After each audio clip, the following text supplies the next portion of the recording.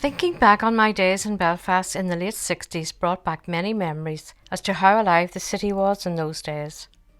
After my spell in East Belfast, myself and a few of my friends moved to the university area.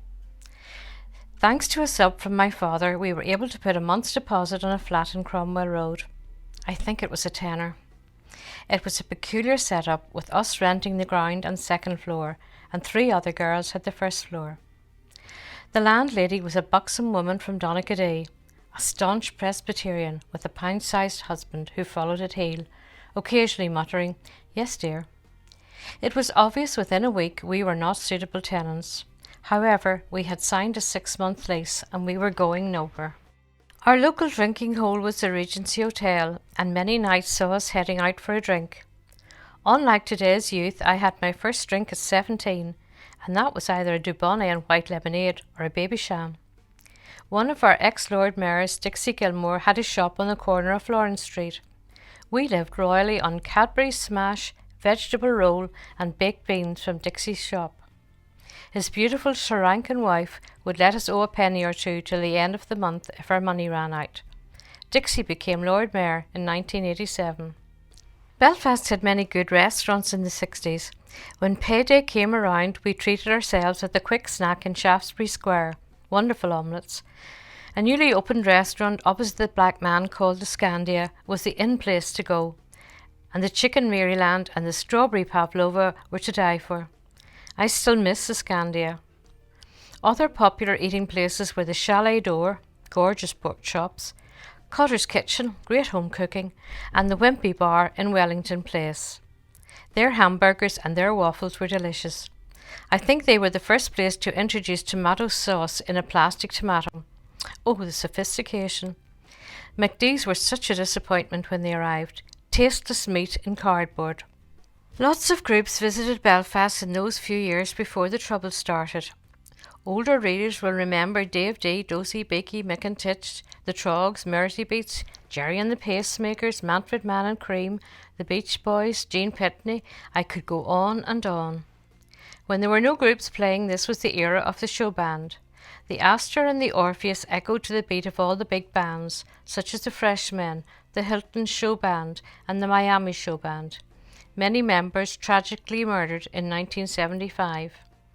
I think Monday night was Astor night and Tuesday and Thursday were Orpheus nights. Wednesday night was the Queen's Hop in the Student Union. Which reminds me of something, and I blush even thinking about it. Surprisingly, while the future hubby was still at school in Newry and I was up in Belfast, I did have a few admirers.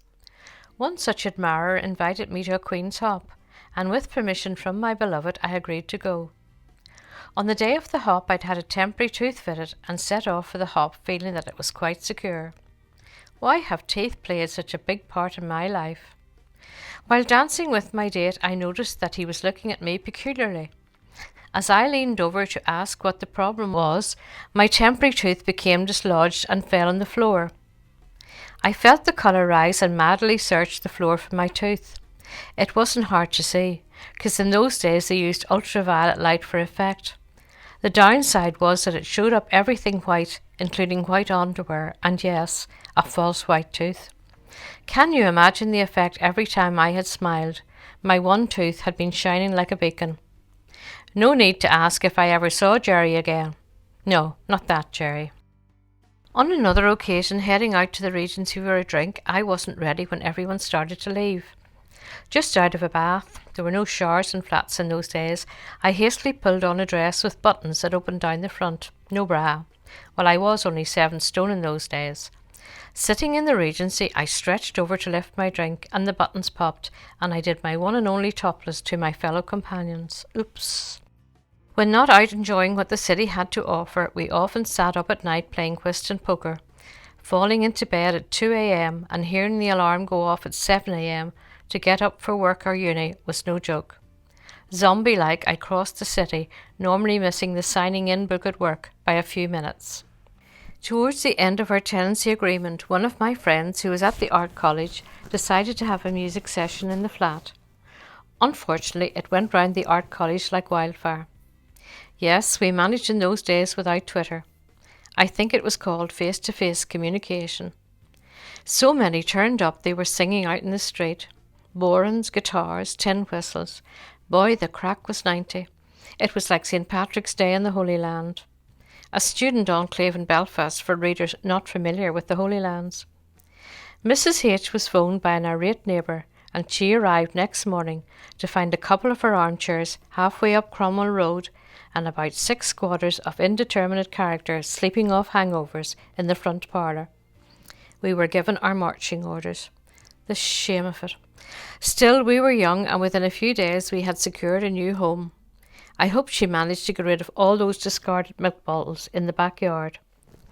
We moved into a beautiful flat in India Street above the late John Anderson, a well-known hairdresser in the 60s in Belfast.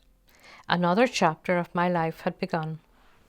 If you enjoyed this video, please remember to like it, post a comment and share with your friends. You can also subscribe for free to my YouTube channel to be informed of future episodes. Thank you.